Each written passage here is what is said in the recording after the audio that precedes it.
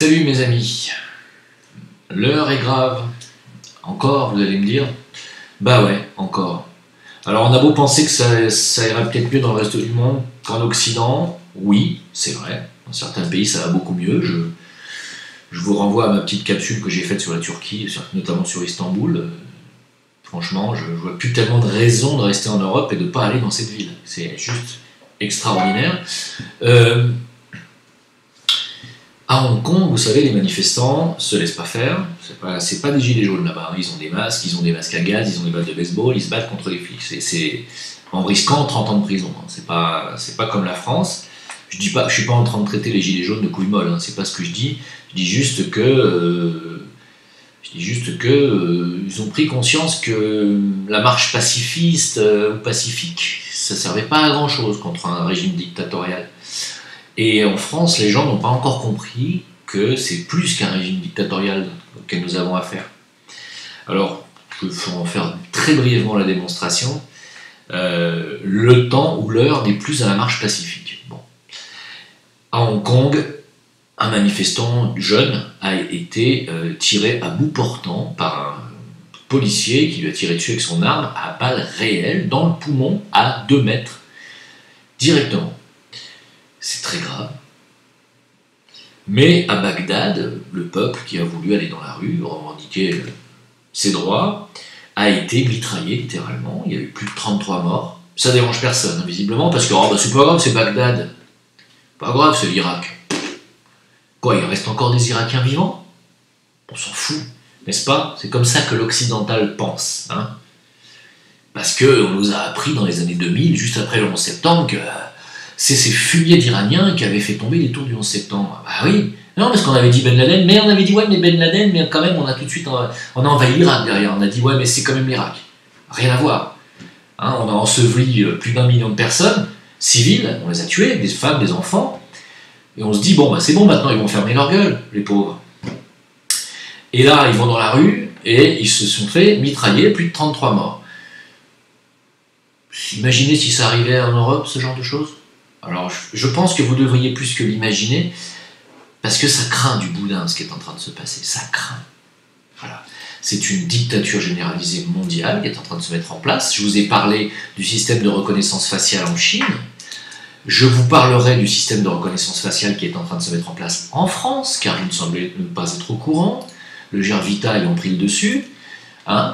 Donc, il s'agit bel et bien d'un système qui s'appelle Alicem, une application de reconnaissance faciale du gouvernement. Elle fait débat en ce moment. Le ministère français de l'Intérieur va bientôt lancer une application qui permettra à la population d'accéder à certains services publics en ligne via la reconnaissance faciale. Le projet n'a pas obtenu que des avis favorables, dit-on. Alors, c'est-à-dire que grâce à cette application, vous pourrez aller payer vos impôts en montrant votre faciès, votre tronche. On dira ouais, l'application va vous reconnaître et vous allez payer directement. Pas besoin de mettre des identifiants, des adresses, des machins. Il y a des gens qui vont trouver ça génial. Et d'ailleurs, c'est génial. Sauf que, vous savez sur quoi ça va mener. Regardez l'exemple chinois. Regardez à quoi leur sert la reconnaissance faciale. Les bons et mauvais points citoyens qu'ils distribuent, etc. Voilà où ça va vous mener. C'est la première étape. Je ne rigole pas. Ne vous moquez pas des Chinois. Parce que ce qu'ils ont fait va arriver. Quand je vous dis que l'heure est grave, elle est grave. J'entendais encore Bourdin il y a 1 an dire oh là là, ce qu'ils ont fait en Chine, cette horrible reconnaissance faciale et ces 400 millions de caméras partout, ça n'arrivera jamais chez nous. Bourdin, sans déconner, va t'acheter un cerveau. Voilà. Et oui.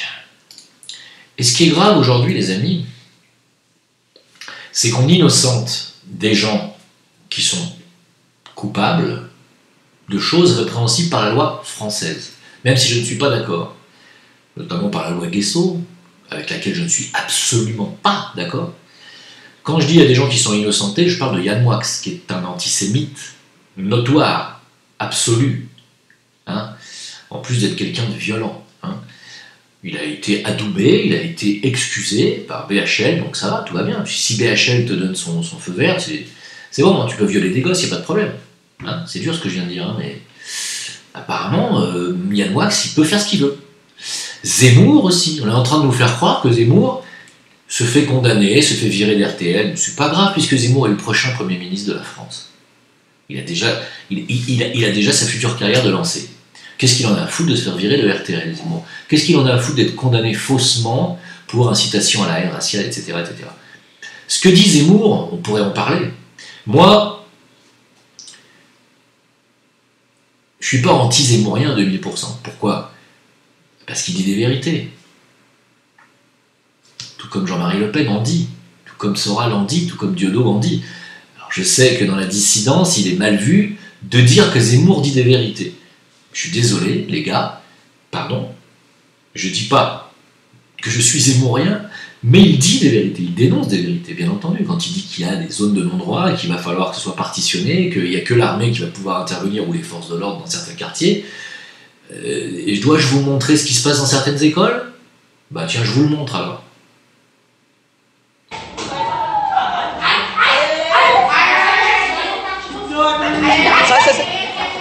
Sai da frente, caralho, sai da frente!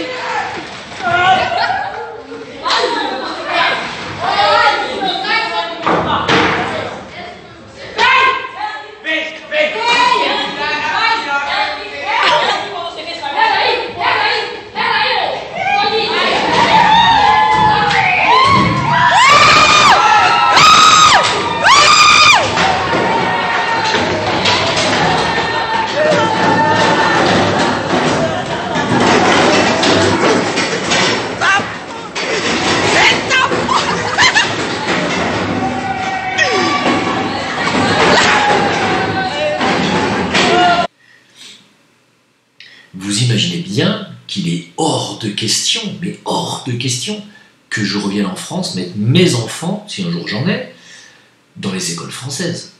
Mais c'est même pas la peine d'y compter, ni d'y penser. Vous avez beau m'insulter et me dire, alors casse-toi, mais ça y est, c'est fait. Je ne reviendrai pas dans ce pays, qui n'en est plus un.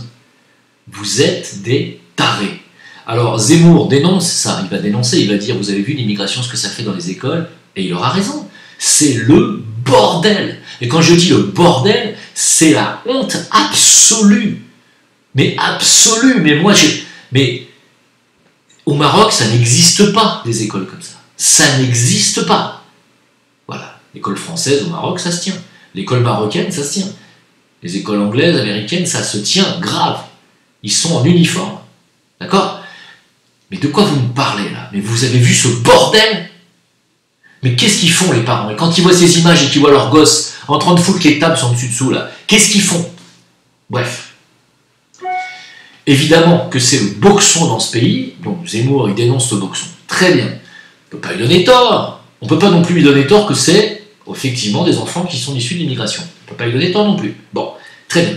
Mais, évidemment, là où je rejoins la dissidence, mes amis, calmez-vous, je vous entends d'ici râler, évidemment que Zemmour ne va pas au bout des choses. C'est-à-dire qu'il dénonce l'islamisation de la France, ou l'arabisation de la France, ou encore la ghettoisation, etc., tout ce qui n'est pas faux, quelque part.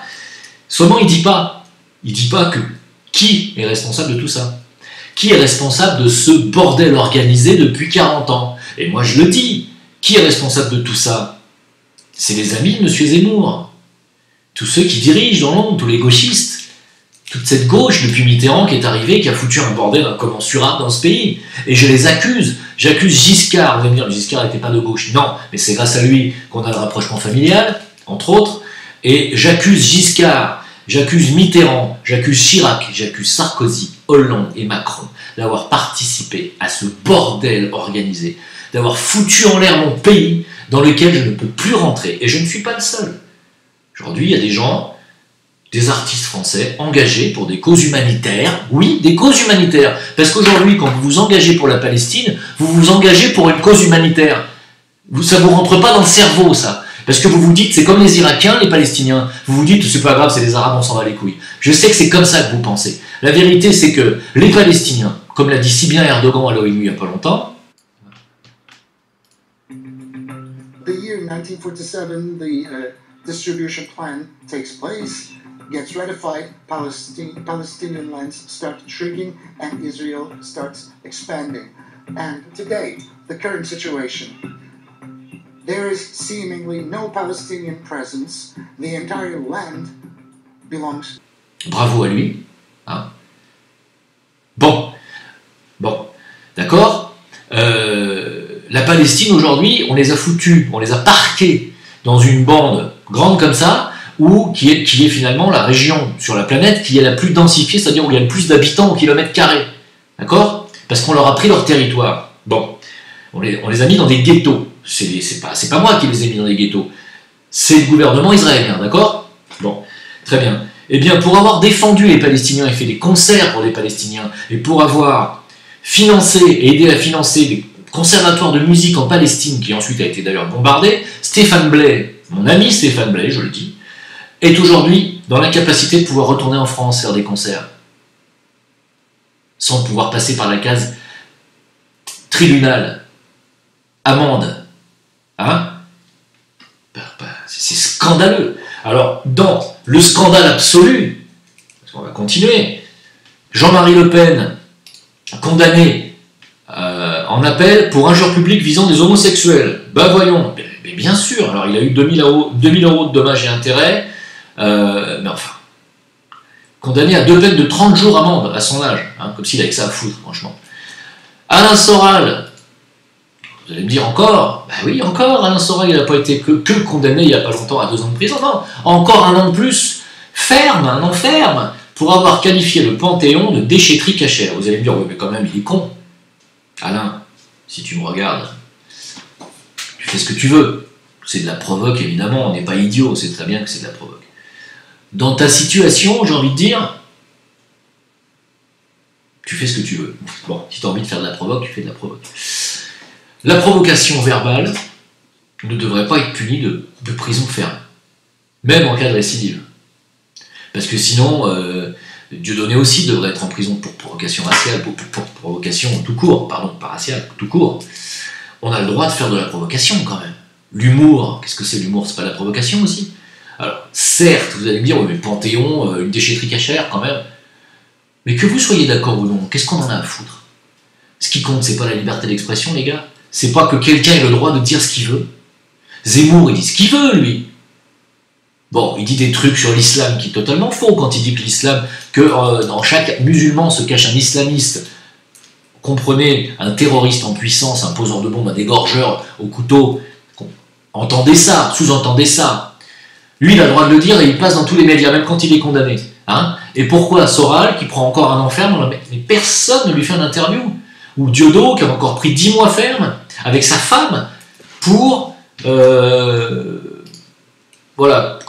pour 10 mois ferme requis contre Dieudonné et avec sa femme pour injure raciale sur une chanson qui s'appelle C'est mon Shoah, qu'il n'a pas écrite lui-même. D'ailleurs, enfin bref. Jusqu'à quand ça va aller, ça?